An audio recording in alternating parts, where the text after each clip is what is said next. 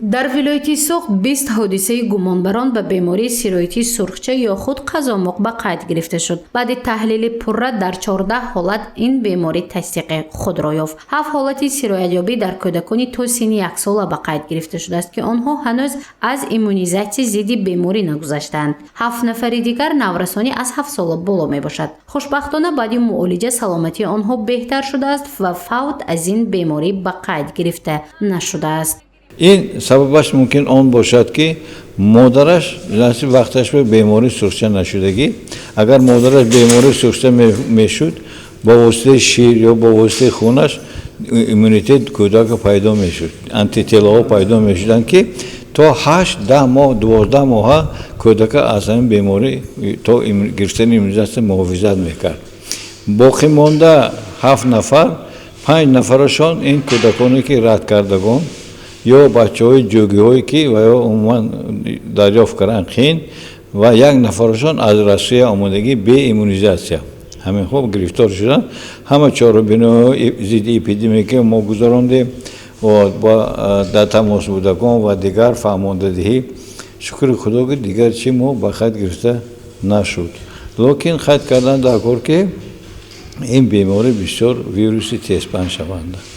برای همین من میگفتم که چقدر که کودکان ایمونیزاسیون گرفته باشن همیشه بهتر چی میشد هم بیماری کمتر بیماریشان چی سرخچه کمتر میشد. بیماری سیرویتی سرخچه یا خود قزاموق در شهر و ناحیه‌های خوجند، پنجکند و سپیتامین به قید گرفته شده است. حالا بیشتری آشکارشوی بیماری سرخچه در بین کودکان و نورسان می باشد. در شهر خوجند یک حالت بیماری در کودکچه آشکار شده است که او بدون گرفتن واکسن از فدراسیون روسیه به خوجند آمده است. اپیدمیولوژها سری وقت نسبت او چاره‌های علاوه اندیشیده معالجه کردند. خوشبختانه زنده ماند. بسته از این در شهر در یک هفته 2 مرتبه روزهای ایمونیزاسیون بر ضد این بیماری گذرانده می شود تا بیماری پیشگیری گردد. واکسن سرخچه را برای کودکان 1 سال و 6 سال میگذرانیم. اینها زادروزشان شدگی باشند.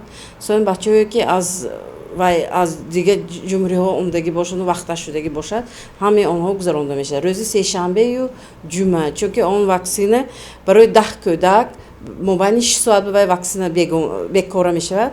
برای همین یک روز به ما همه کودکان رو جمع می‌کنیم. روزی سه شنبه و جمعه. یک ماه ما 250 دوز میگیریم. در یک ماه 2 ساعت 220 میکنیم. دکتران مرکز سلامتی رقمی 5 شهر خوجند که به 56,000 اهالی خدمت رسانی میکنند ابراز می‌دارند که بیماری سرخچه را شروع از آغاز سال تا امروز به قید نگرفتند زیرا آنها از روی تقویم ملی ایمونیزاسیون کودکان را در سن 1 و 6 سالگی از واکسن این بیماری میگذرانند. محض از این رو بیماری سرخچه در این منطقه شهر خوجند پیدا نشده است. گفته می شود که عاقبت‌های بیماری وزنین بوده به مرگ هم آورده می رساند. بیماری ویروسی بوده پیشتر به موسمیت خاص بود. حالا از روی تحقیقات های گذرانده استاده موسمیت هم خاص نیست. اگر با ویروس علاقمند باشد کسل شدنش بیمار شدنش ممکن. این بیماری خیلی وزن می باشد و اساساً با علامت های حرارت بلند تا 40 با دمیشی سرخ در تمام بدن با علامت های کترلی یعنی سرخی چشم لوپارده چشم ما светобоязнь میگوییم بر روشنی چشمانش رو گشوده نمیتواند.